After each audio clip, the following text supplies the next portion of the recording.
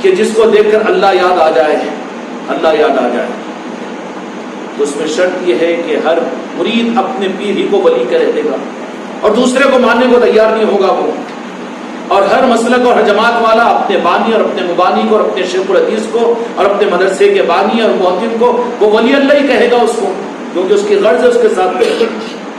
اگر وہ ولی اللہ کہے تو خوشامدی کے ساتھ میں اس کے پاس بیٹھ کر اس کے مقاصد ہوں گے۔ اگر مریدین اگر پیر کو ولی اللہ ولی اللہ ولی اللہ جس کو حدیث میں کہا گیا کہ جس کو دیکھ کر اللہ یاد آ جائے وہی میرا دوست ہے، ولی ہے، تو اس کے لیے صرف یہ ایک رخ ہے، اصل رخ یہ ہے کہ دیکھنے والے کی نظر بھی ولایت کو دیکھنے کی نظر اس کے پاس میں ہو، اور ولایت کو دیکھنے والی نظر ہی اگر کسی کی ولایت کی تصدیق کرے تو یہی ولی ہے۔ اب یہ تو بہت مشکل مسئلہ ہو گیا اس زمانے کے اندر میں کہ ولی کیسے پہچانا جائے، ولی کیسے پہچانا جائے، ولی کیسے پہچانا جائے۔ اس کی ایک آسان پہچان تو یہ ہوگی کہ اس کے دشمن بھی قائل ہو، ہاں کہے کہ مخالفت مسلک و جماعت کی وجہ سے ہے، یہ اس کی وجہ سے اس کی، باقی ہے کہ نہیں بچہ اخلاق اچھے ہیں اور قابلیت ٹھیک ہے، وہ ہے یہ ہے، نیک آدمی، ان سے شر نہیں، ان سے نقصان نہیں۔ اس کے دشمن سامنے مخالفت کر رہے ہوں، بس پیچھے اس کی تعریف کر رہے ہوں، یہ ایک پہچان ہے۔ اور دوسری بات یہ ہے کہ وہ اپنے آپ کو کچھ ولایت سمجھوانے کا کچھ چکر ہی اس کو نہ ہو۔ اگر کوئی اس کو ولی اللہ بھی کہے تو انجان بن کر وہ دیکھے، اس کو اس کے اوپر خوشی کا اظہار بھی نہ ہو، اور دلوں سے بے رکھنے والے، عداوت اور حسد کرنے والوں کے ساتھ زیادہ اخلاق کا معاملہ کرتے تھے کہ لوگوں کو یہ دھوکہ ہو جاتا کہ شاید میں ان کے بد پیچھے میں جن کی مخالفت کرتا ہوں ان کو نہیں معلوم ہوگا، نہیں سنے ہوں گے، نہیں دیکھے ہوں گے، لیکن وقت آتا تو بتا بھی دیتے کہ تم نے تو ہمارے ساتھ میں یہ، اس لیے کہ ہم اپنے کو سمجھتے ہی نہیں ایسا، اس لیے تمہارے کہنے کے اوپر ہم تو اس کو برا بھی نہیں مانا۔ یہ ان کی پہچان ہے۔ اور تیسرے کے بعد چوتھے نمبر کی جو سب سے بڑی صداقت ہوگی اولیاء کی، اس اپنے اولیاء کی مبشرات کے ذریعے سے یا پھر مخالفین کو اور جن کے تعلقات نہیں ہیں ان کو مبشرات میں رہبری کی جائے گی کہ وہ ہمارا ہے، جاؤ اس کے پاس میں، کہ وہاں پر جاؤ، ہماری طرف سے ہمارا ہی وہ نمائندہ ہے اور ہماری ہی نسبت تم کو وہاں پر ملے گی۔ وہ اولیاء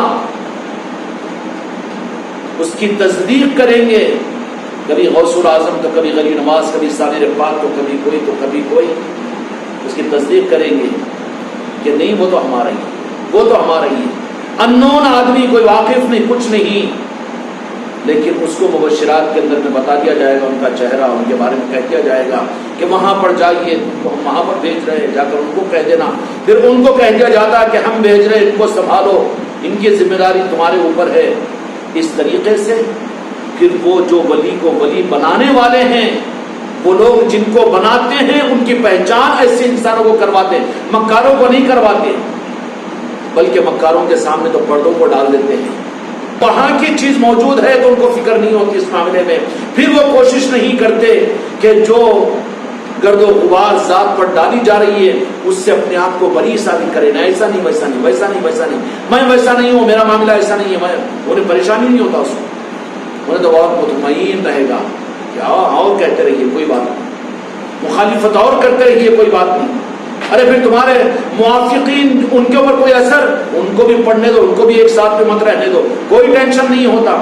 ارے مرید کم ہو جائیں گے، خلیفہ کم ہو جائیں گے، کوئی فکر کی بات نہیں ہوتی ان کو، کیونکہ اس راہ کے اوپر منزل کو اکیلا خود ہی سے پا لیتا ہے ان کے کرم سے، اور پھر اس کے اوپر ان اوپر کے آقاؤں کی طرف سے نظر کرم بھی ہوتی ہے، اس کو مطمئن کر دیتے ہیں کہ چاہے ساری دنیا تیرے بارے میں کچھ کہہ دے لیکن تو تو ہمارا ہے۔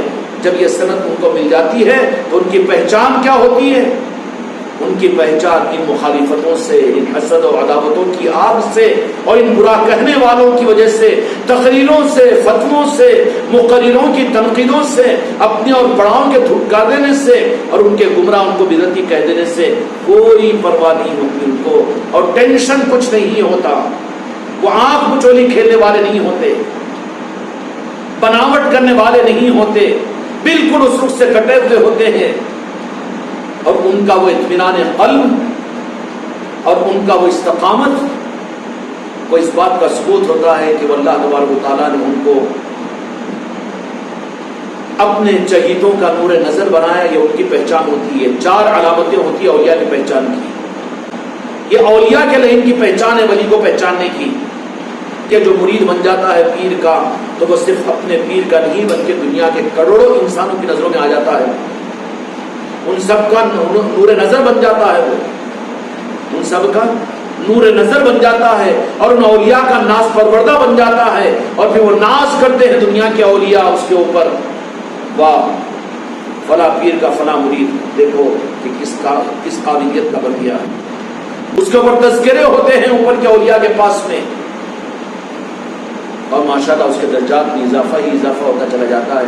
اس کو پرواہ نہیں ہوتی، وہ تیری نظر میں دیوانہ ہے لیکن اس کی نظر تو کسی اور اپنے مستانے کی طرف میں ہے. ہاں وہاں کا اگر معاملہ کچھ ہو جائے تو وہ اپنی جان کو دے دے گا لیکن آنچ آنے نہیں دے گا. یہ ہے سچے لوگوں کی پہچان کا چشمہ جن کی نظروں پر آتا ہے. اس لیے صرف کسی کی نمازوں کو، کسی کے صدقے و خیرات کو، کسی کی تہجد کو، کسی کی بڑی خدمت کو قابل قدر ہے، کسی کے زیادہ ذکر کرنے کو، کسی کے قرآن پاک کی تلاوت زیادہ کرنے کو، اور کسی کے دینی بڑے خدمات اور بڑے جہاد، بڑی قربانیوں کو دیکھ کر نہیں کہہ سکتے کہ یہ ولی اللہ ہے. اس لیے کہ ولی راہ ولی شناخت، ان کی پہچان بھی ولی ہی کر سکتا ہے یا کروا سکتا ہے. اور ولی پہچان کروانے کے یہ اسباب میں نے 4 آپ حضرات کے سامنے بیان کیے. ان 4 اسباب کے ذریعے سے کسی کی ولایت اگر ثابت ہوتی ہو تو پھر مولانا جلال الدین رومی رحمۃ اللہ علیہ کے مطابق میں کہ جب کبھی اگر ایسا کامل کوئی مل جائے تو پھر وہاں پر تو اپنا سرانہ اس کے قدموں کو بنا لو، اس کی چوکھٹ کو بنا لو، تو بھی حق ادا نہیں ہو سکتا. صرف قدم بوسی تلوہ بوسی کام نہیں آئے گی. وہاں منقبتیں، خالی گانا بجانا، تجمی، یہ کام نہیں آئے گا، منافقت پیدا کرے گا. وہاں پر تو فریفتگی، دل کو ٹوٹ کر اور دل کو ڈال دینا پڑے گا. یہ چیز ہوتی ہے کیوں کہ قیامت تک مولا کو اس نظام عالم کے چلانے کے لیے ہر زمانے کے اندر میں اس زمانے کے زندہ لوگوں کے اندر میں سے اس نظام کے قابل لوگوں کو تیار کرتے رہتے ہیں. مولا علی کیا کرتے رہتے ہیں؟ تیار کرتے رہتے ہیں. یہ نہیں ہے کہ پرانے ہی اولیاء کے ذریعے سے کام لیا جائے گا، بلکہ ہر زمانے کے اندر میں ایسے لوگوں کو مولا علی تیار کرتے ہیں اور ان کو منتخب فرماتے ہیں. پوری دنیا کے اولیاء کے مرہون منت کے ذریعے سے وہ ایسے نمائندے دنیا میں پیدا زندہ لوگوں کے اندر میں کیے جائیں گے کہ جو قابل رشک ہوں گے اوپر کے لوگوں کے. وہ ناز کر رہے ہوں گے اوپر کے لوگ کہ 15ویں صدی کے اندر بھی ایسے پیدا ہوئے اور 15ویں صدی 16ویں صدی کے اندر بھی ایسے پیدا ہوئے، ہوتے رہیں گے. نہیں اب ضرورت نہیں ہے ولایت کی تو دنیا کیسے چلے گی؟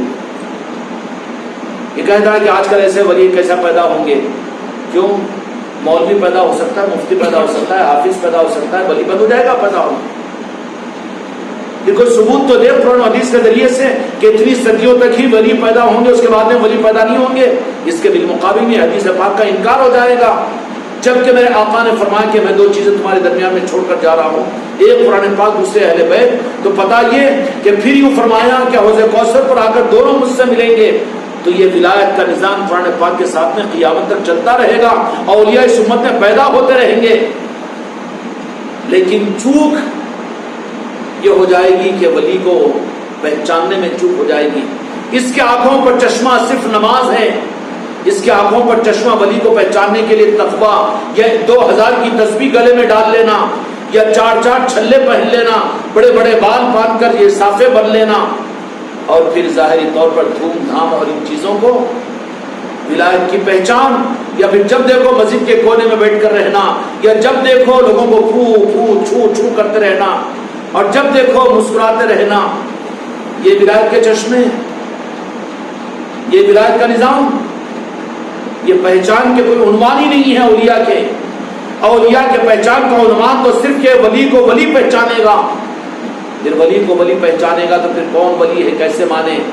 تو پھر ان کے پہچان کے لیے اسباب اللہ تبارک و تعالیٰ نے ہر زمانے میں پیدا کرتے رہیں گے کہ اولیاء خود تصدیق کروائیں گے اور اولیاء خود ان کے پاس سے بھیجیں گے، اور ان کی علامتیں ہوں گی کہ وہ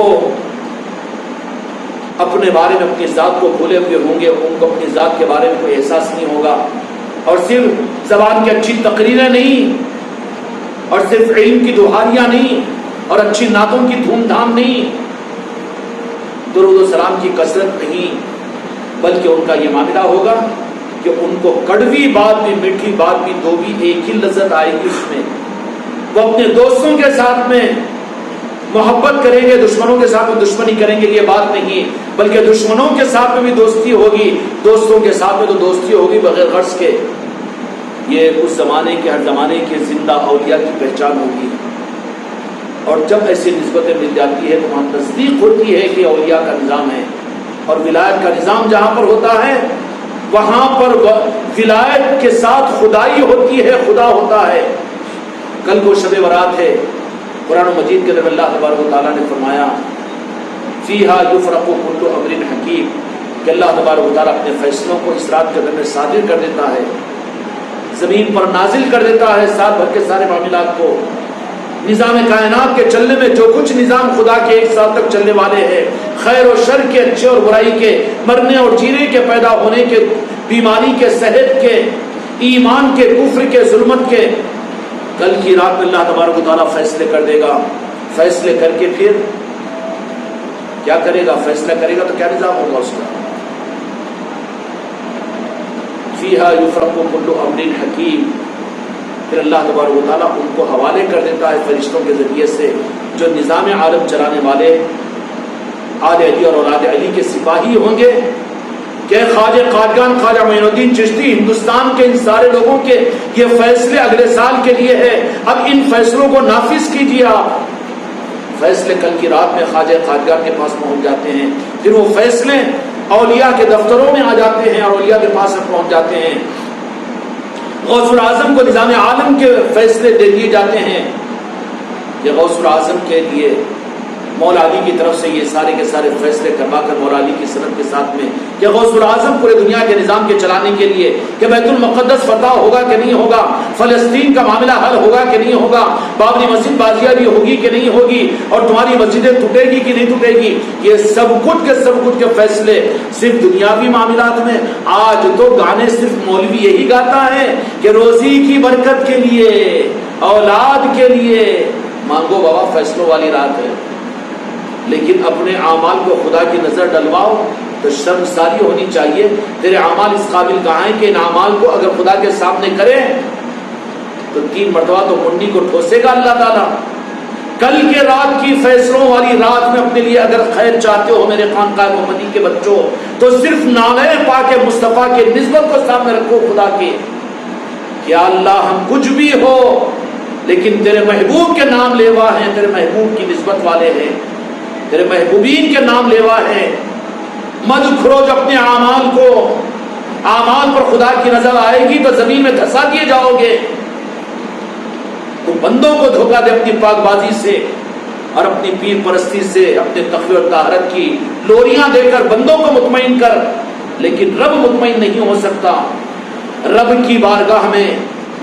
تو اگر کل کو میرے خانقاہ محمدی کے بچوں اور بچیوں، اگر اگلے سال کی بھلائی اپنے بارے میں چاہتے ہو تو نسبتوں کی بھیک مانگو، اور وہاں پر اپنے اعمال کو سامنے مت رکھو، بلکہ وہاں خدا کی قسم صرف اپنی نسبتوں کو سامنے رکھو کہ اللہ بے شک وہ زمین کے سب سے زیادہ برے ہیں، میں تو پھر بھی اچھا ہی ہوں نا، میں مسجد میں آتا ہوں اور میں تو ماشاءاللہ متقی پرہیزگار ہوں، میں تو روزے بھی رکھوں گا، میں تو تہجد بھی پڑھوں گا، میں تو 3 رکعت کی تراویح بھی پڑھوں گا۔ یہ گانے مت گاؤ، اس لیے اللہ کے فیصلے امت کے لیے روحانی کے دروازوں کو نہیں کھلوا رہے ہیں۔ اب تو یہ تو خود اپنے دروازوں کو بند کیے ہوئے ہیں، ہر ایک اپنے اعتبار سے دوسرے مسلک دوسرے جماعت کو برا کہہ رہا ہے۔ کلمہ پڑھنے والوں کی برائیوں کی چیزیں اس کے دماغوں میں بیٹھی ہوئی ہے، انہوں گمراہ، انہوں مشرک، انہوں حاسد، اور انہوں خراب، انہوں خراب، یہ دروازے اس کے لیے بند ہو جا رہے ہیں۔ بجائے اس کے ان ساری چیزوں کو نکال دو اور رب کی بارگاہ میں تمہارا استغفار میرے خانقاہ محمدی کے بچوں اور بچیوں صرف یہ ہے کہ روئے زمین پر سب سے زیادہ مجرم اپنے آپ کو خدا کے سامنے پیش کرو. پھر کیوں آیا ہوں؟ کچھ بھی ہوں لیکن تیرے محبوب کا نام لیوا ہوں. اس نسبت کے صدقے میں مجھے اگلے سال کو نواز دے.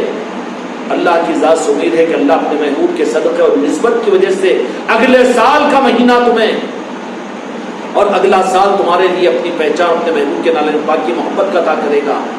ورنہ یہی شب برات تمہارے لیے عمر دے دے، اولاد دے دے، کاروبار میں ترقی دے دے، یہ اب تک مانگتے ہیں، یہ مانگنے لگوا رہے ہیں.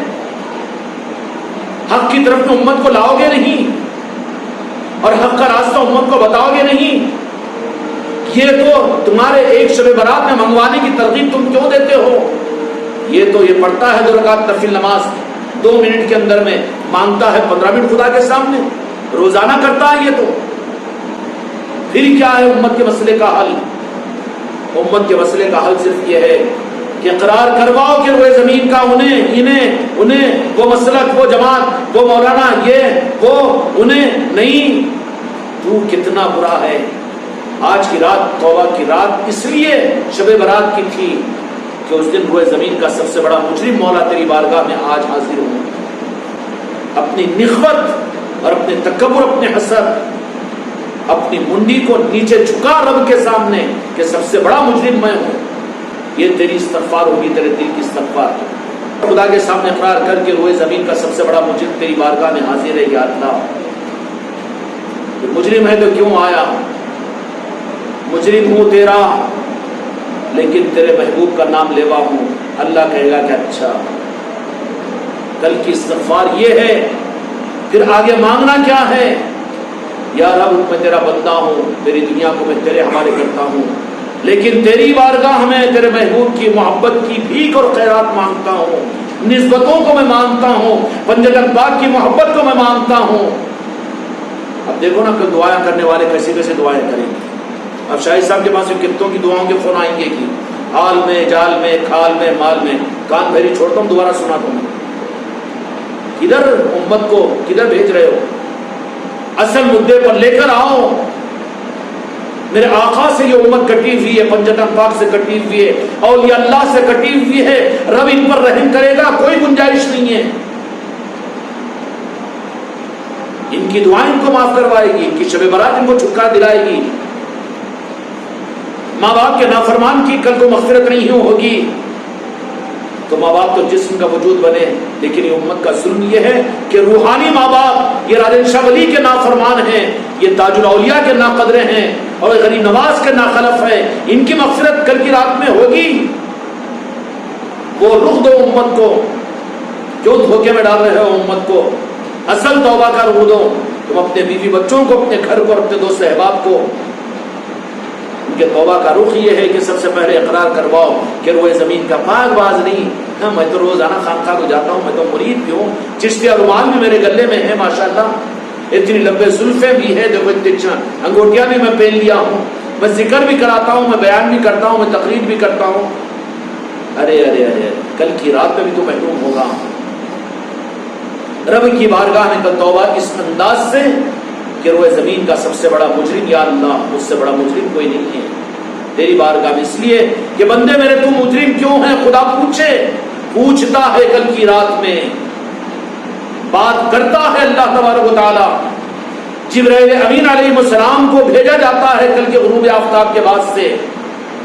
وہ پہنچتے ہیں ہر خشک و تر کے مقام پر جہاں پر سچے لوگ ہوتے ہیں. کہ تمہاری خانقاہ میں نہیں آئیں گے؟ وہ ضرور آئیں گے اور آ کر وہ دیکھیں گے میں تو اچھا چھوڑنا، میں سب ایسے ویسے، مگر میں تو مکہ شریف جیسے نا. میرے کو نکو بولو میرا ماشاءاللہ الحمدللہ، لوگ تو جمعہ بھی نہیں پڑھتے، وہ بھی نہیں، مگر میں تو ہاں میں ماشاءاللہ نسبت بھی ہے، میں مرید بھی ہوں اور ہمارا پیر بھی ایسا ہے ویسا ہے. ارے ارے ارے ارے پاکٹ کلیئر ہے. تو پیر یہی سکھایا تجھے کہ اپنی گندگیوں کا تجھے احساس نہ ہو اور تجھے اپنی کمیوں کی فکر نہ ہو اور اپنے کمینے پن کو تو چھپائے. پیر یہی سکھایا تجھے. اپنے کو اچھا سمجھے، اپنے کو بہتر سمجھے، یہی تیرے پیر کی تعلیمات ہیں؟ نہیں، بلکہ میرا ہر مرید اور ہر مریدہ کل کی رات کو توبہ استغفار کی رات ہے۔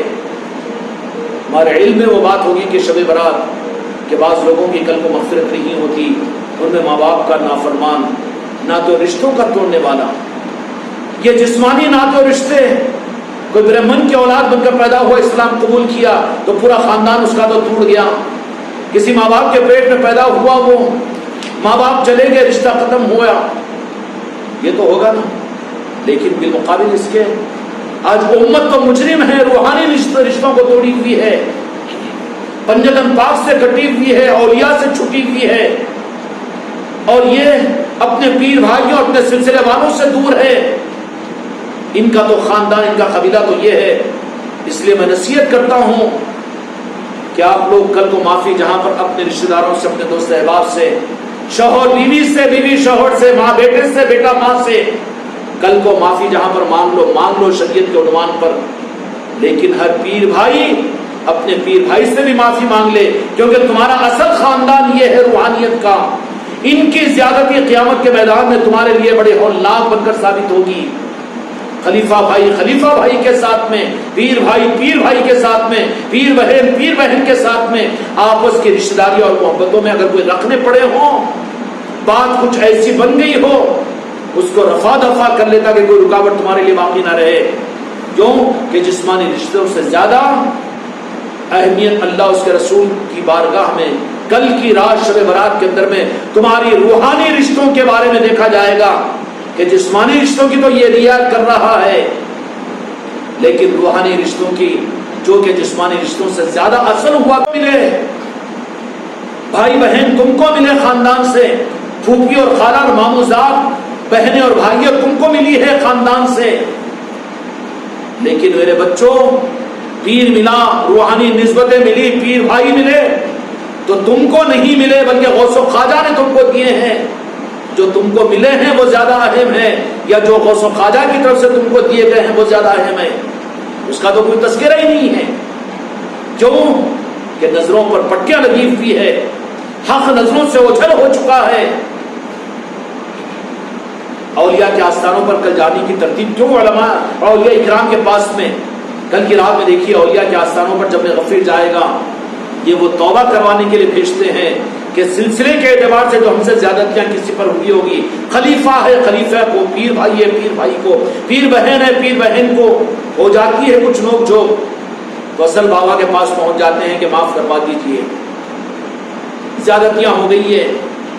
قبرستانوں کو بھی جاؤ، ماں باپ کی قبروں پر بھی جاؤ، کل جانا چاہیے، وہاں ان کو دینے کے لیے نیت کے ساتھ میں جاؤ، لیکن ان اولیاء کے آستانوں پر لینے کی نیت سے جاؤ۔ کیا لینے کے لیے؟ وہاں جانے کے بعد بھی میں مرید ہوں، میرے کو خلافت دلا دو، ہاں، یا پھر روحانیت دے دو، یا نیبو پانی کا نظام دے دو۔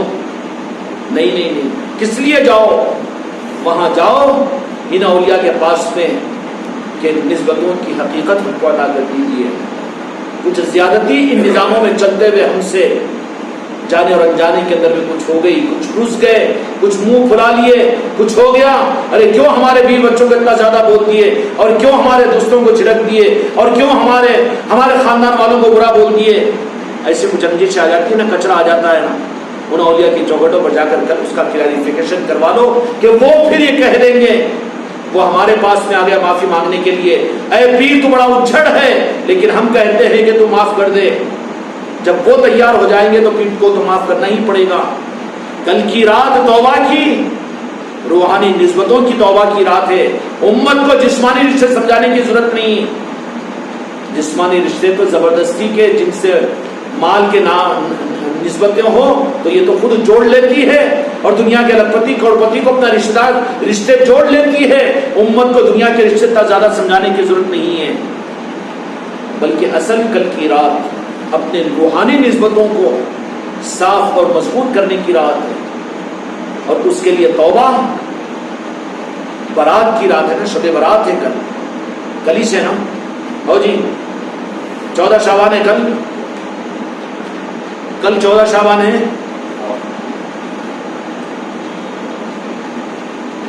تو کل کی رات شب برات کی رات ہے۔ ہر جگہ کہا جائے گا کہ یہ اور وہ نہیں، اس سے زیادہ اس امت کو سمجھاؤ۔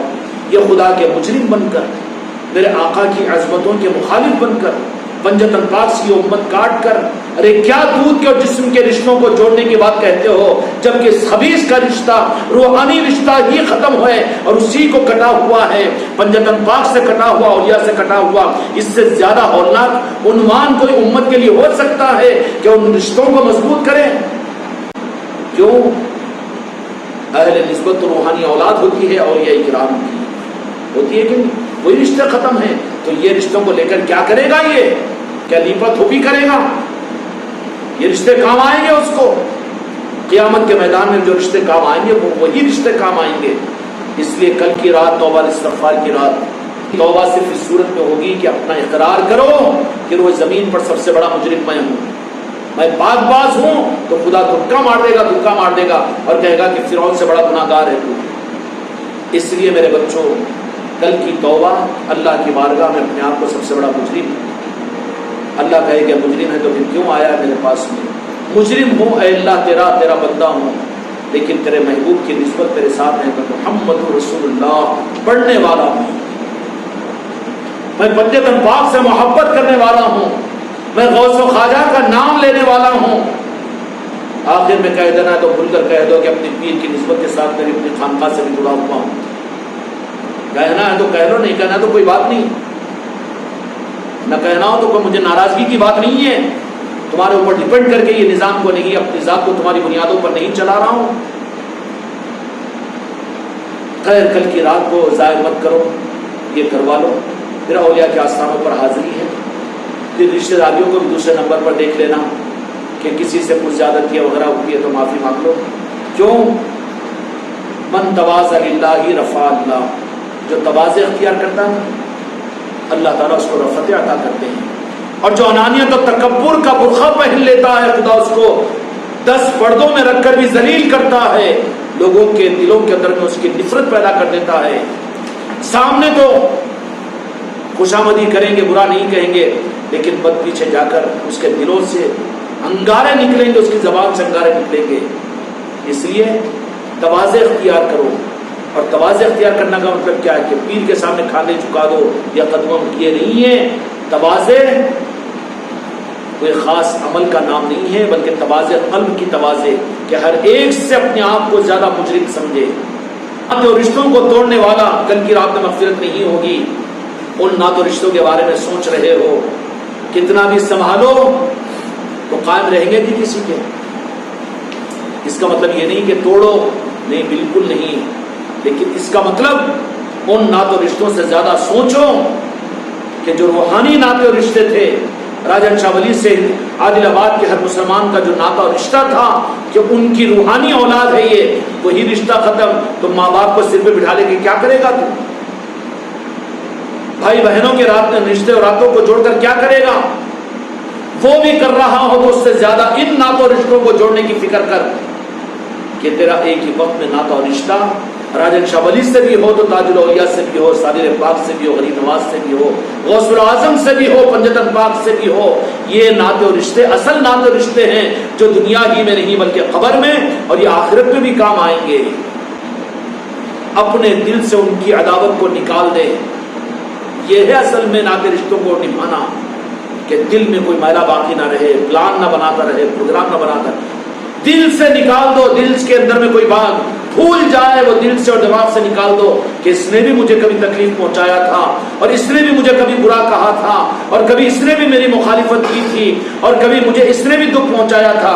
اس دل کو صاف کر دو، اگرچہ کہ ظاہر میں سے جا کے معافی نہ مانگے ہو، لیکن تم کو بچا دیا جائے گا کہ تمہارا دل اس کے لیے صاف ہو جائے۔ یہ تو تمہارے میرے اختیار میں ہے نا، یہ ہے معافی کا مانگ لینا، معافی کا چاہ لینا۔ یہ تو ہو رہا نہیں، بندشوں میں پڑا ہوا ہے، انہیں چاہ کے میرے سے معاف انہیں تو تیرا دل تو صاف نہیں ہوا، اس کا معاملہ تو رہنے دے۔ اگر اس کا دل صاف ہے، تیرے معاملات میں کوئی گیڑ باندھ کر رکھا ہوا نہیں ہے، وہ تو پھر معاف ہو گیا ہے، معاف کر دیا گیا اس کو، لیکن ابھی انتظار میں ہے کہ آئے مجھ سے معافی مانگے، میرے پیروں میں گرے تو میں ٹھوکر ماروں اس کو۔ اس لیے معافی کے مانگ لینے کا اصل رخ یہ ہے کہ زبان سے بھی اظہار کر دو، اچھی بات ہے، اس لیے کہ تواضع آدمی کو عظمت عطا کرتی ہے. اپنے بارے میں کچھ معافی کا مانگ لینا آدمی کو چھوٹا نہیں کرتا. اور کسی کا تم بڑے ہیں ماشاءاللہ اور وہ کہہ دینا کوئی بڑائی کو دے نہیں دیتا کوئی ایوارڈ. اس لیے کہ بڑائی تو ادھر سے ملتی ہے, ادھر کی بڑائی کے طلبگار بنو. ادھر لوگ مرید بڑے کہیں, خلیفہ بڑے کہیں, لوگ بڑے کہیں, ارے یہ کہاں بڑائی, یہ بڑائی تو تم کو دنیا میں کام نہیں آئے گی. دیوار کے پیچھے ان کی غرض پوری نہیں ہوئی, تمہاری مخالفت کریں گے. تو بڑائی کیا ہے کہ دل سے ہر ایک کو معاف کر دے, دل کو ایسا دھو دو کہ کسی کی بھی بڑے سے بڑی تکلیف پہنچائی ہوگی, عداوت کیا ہوگا, دشمنی نکالا ہوگا, مخاصمتیں نکالا ہوگا, پلان بنائے ہوں گے, دل کو پاک و صاف کر دو, دل کو کوئی بات نہیں. یہ ہے رشتے ناتوں کا مضبوط کرنا. ورنہ دھوکہ دینے کو کل تو جا کے معافی مانگ لیں گے, پھر پرسوں کا دن نکلتے پھر شروع. یہ معافی نہیں ہے, خدا اس کو پسند نہیں کرے گا, بلکہ سب کے لیے تمہارے دل کے اندر میں سب سے اگر معافی کے مانگنے کا معاملہ ہے تو پہلے دل کو صاف کرو ساروں کی عداوت سے, ساروں کی دشمنیوں سے, ساروں کی دشمنیوں سے, ساروں کی عداوتوں سے. یہ تمہارے قلب کی معافی ہے. دل اگر صاف ہے تو سلام کرنے میں بیر نہیں ہوگا, اور اس کو دیکھ کر دل کے اندر میں کوئی اور دوسرے جذبات پیدا نہیں ہوں گے. یہ پاک دل کی اور رشتے اور ناطوں کو مضبوط کرنے کی پہچان ہوگی. سمجھ میں آئی بات؟ آپ نے غوث و خواجہ سے بھی اور اپنے پیر بھائیوں سے بھی, اپنے سلسلے والوں سے بھی, سب کے معاملات کے اندر میں اپنے دل کو پاک و صاف کر کے پوری امت کے لیے دل کو پاک و صاف کر دو, ہر انسان کے لیے اپنے دل کو پاک و صاف کر لو.